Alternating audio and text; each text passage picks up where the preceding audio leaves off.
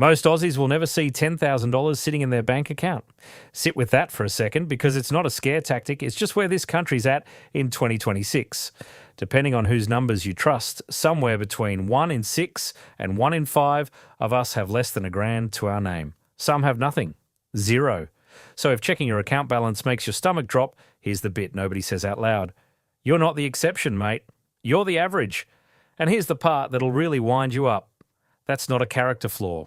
That's what happens when rent eats a third of your pay before you've even opened the Woolies app, when council rates land like a second mortgage, and when a quick shop somehow costs what a full trolley used to.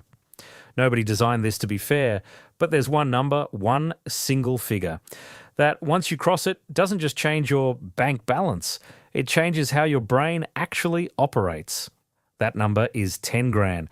And over the next 8 minutes, I'm going to show you exactly why life looks completely different on the other side of it. Let's start with why being skint is so bloody tiring. There's a concept in behavioural science called cognitive bandwidth. Basically, your brain's got a fixed amount of processing power, like a phone with too many apps open. When you're living with next to nothing in your CommBank or ANZ account, a huge chunk of that power runs in the background 24/7 doing one job, worrying about money. Psychologists call it survival brain, and it turns every normal hiccup into a 5-alarm fire. A flat tire isn't an inconvenience. It's a crisis, because now you're deciding which bill misses out.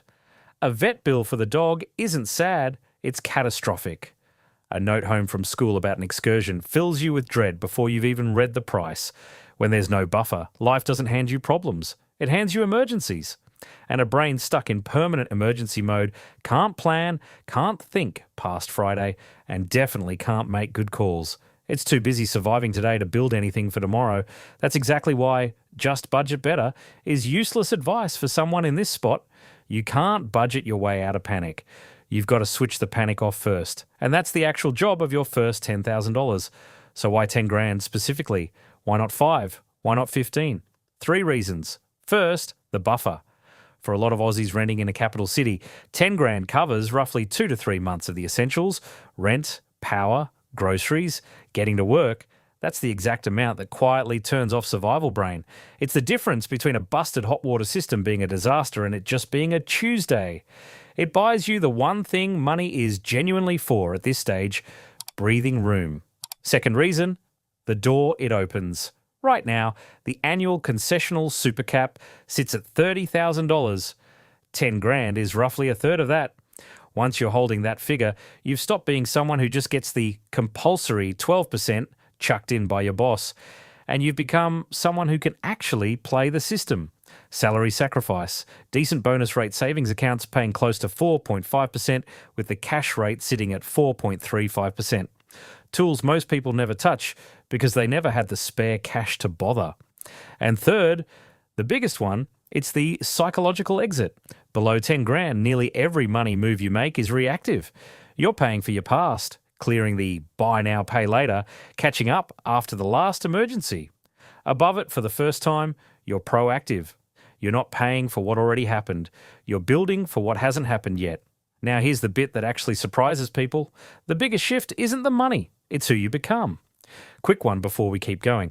Drop a comment below with how many months your current savings would actually cover if everything hit the fan at once. Be honest. No judgment. Half of us watching are in the same boat. For years you might have carried this quiet little story. I'm just bad with money. Felt permanent, like it was baked into you. But grinding out your first 10 grand in this economy is hard, undeniable proof that story was never true. Nobody gave it to you. You didn't luck into it. You built it dollar by dollar, and you proved to the only person who actually matters, you, that you can delay the reward now for something better later. And that shift leaks into everything else. The person who knows they've got 10 grand behind them negotiates a pay rise differently, walks into that performance review with a straight spine because they're not terrified of losing the job, makes calmer, braver calls generally because underneath every decision now sits a quiet little voice going, I've got this. Let's talk about the maths, because this is exactly where money starts working for you instead of against you. Say you're earning 4.5%, genuinely doable right now on a decent savings account. On $1,000, that's $45 a year. $45. That's a Friday night Palmer and a pint. Feels pointless because the reward's invisible, but 4.5% on $10,000 is $450 a year, and $450 is not invisible. That's most of a return flight to the Gold Coast. That's a serious dent in your rego and insurance for the year. And you didn't lift a finger for it. You didn't pick up an extra shift. The money earned it while you were asleep. That's the exact moment saving stops feeling like punishment and starts feeling like a machine you own. One that quietly makes you money in the background every single day. Because here's the truth about wealth in this country. Nobody says on the telly, real wealth isn't a boat or a Bali trip. At this level, real wealth is being able to say no. 10 grand means you can walk away from a toxic job instead of white-knuckling it because you've got runway. It means you can start the side hustle, test the idea, take the calculated punt because failure is survivable now instead of terrifying. It means you can wait for the right place at the right price instead of panic buying the first thing you can afford. Every one of those is a form of freedom, and every one of them was bought with the same 10 grand. Money doesn't just buy stuff, it buys options, and options are power. So how do you actually get there? 3 steps. Step 1, the audit. Not a punishing, joyless spreadsheet, just an honest look at need versus want in an Aldi and Woolies reality. Rent's a need. Power's a need. The third, streaming subscription you forgot about, the daily meal deal, quietly costing you $60 a month. Those are wants wearing a disguise. You're not cutting to punish yourself, you're cutting to find the fuel. Step 2, automation. This is the one that actually works. Payday, before you can even see the cash, set up a standing order straight into a high-interest savings account. Not whatever's left at month's end, because there is never anything left at month's end. Pay future you first, automatically, and stop relying on willpower. Willpower's a shocking savings plan, but a standing order never has a bad day. Step 3, the hard truth tying it together. You can't save your way to real wealth. You have to widen the gap. The gap between what you earn and what you spend is the only thing that ever builds a pot.